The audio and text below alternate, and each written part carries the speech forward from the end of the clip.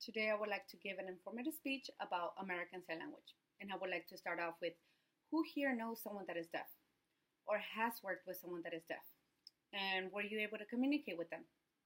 Hi, my name is Dania Castaños, and based on my personal experiences and years of research, I would like to inform you all with what is American Sign Language, how common it is for anyone to have a deaf child, and the importance of the family learning sign language once you have a deaf child.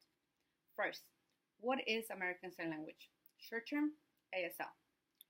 ASL is a complex language that employs hand movement, body movement, and face gestures. So what I mean by that is that, for example, how are you? I'm using my face gestures, body movement, and hand movement. You don't use both hands for many signs. For example, shower, eat, and ASL is not a universal language, meaning that it's only used in the United States and parts of Canada. Every other country has their own sign language. American Sign Language does have its own syntax and grammar, so it is a written language.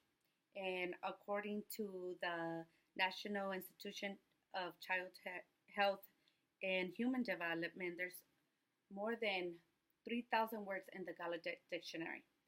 So if anybody's interested, it's basically images. So you see the image, for example, shower, and you will see shower in the bottom.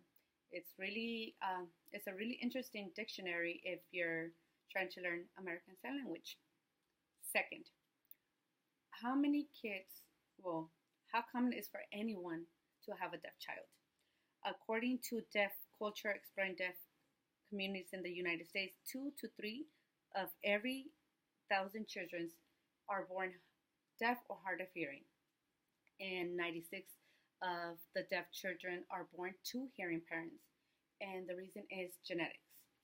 According to the Deaf Culture Exploring Deaf Communities in the United States, genes that are inherited and mutated are the cause of deafness in approximately 50% of babies being born. And so far, over 400 different genes have been found to be the cause of just of people becoming deaf, I guess. And some of these genes that have been found cause babies before birth to be deaf, or during their toddler years or their teenager years, and later on in life. And as for the 400 genes that I mentioned, most have been found that are non-syndromic. And what I mean by non-syndromic is that they just cause deafness. They don't do any other physical change. For example, no heart attacks, no strokes, no nothing, just you're deaf. You become deaf or you're born deaf. And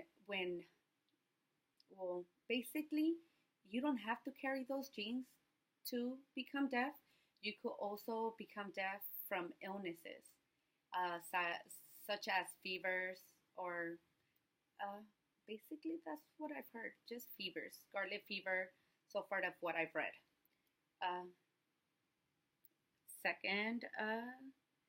Third, my last point. Why is it important for all the families to learn American Sign Language once you have a deaf child?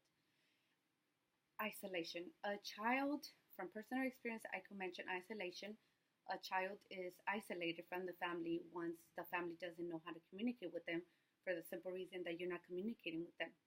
So you're leaving them out, basically, of everything. You do eat with them, you do everything with them just as your normal children, but you're not communicating with them, so you're leaving them out. For example, my sister and I, when we would communicate, it was just off the gestures. I didn't realize she was deaf to the age, I believe I was maybe 10. And throughout the whole time, I thought she was hearing, just because she does have a voice. No words would come out, but when I would say, "Come here," she would come. I never realized it was based off my gestures. So it's highly important for the whole family to learn American Sign Language, or just sign language if you live in any other country if a child is deaf. I would like to conclude with, I have told you what sign language is, how common it is for anyone to have a deaf child, and why is it important for the whole family to learn American Sign Language? And basically, communication is part of human nature. So why not learn if it's necessary for your family? And remember, you don't have to be deaf to learn American Sign Language. From Little Seeds, Mighty Trees Grows. Just keep that in mind. And my presentation aid is the book I've been mentioning, Deaf Cultures, Exploring Deaf Communities, the United States. It's a really helpful book.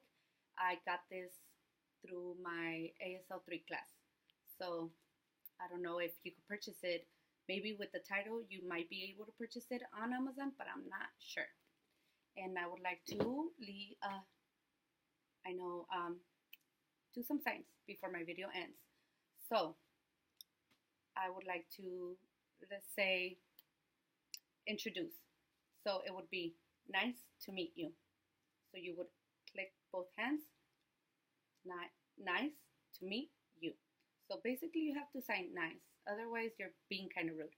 And you could say my name, and you don't just make up your own sign.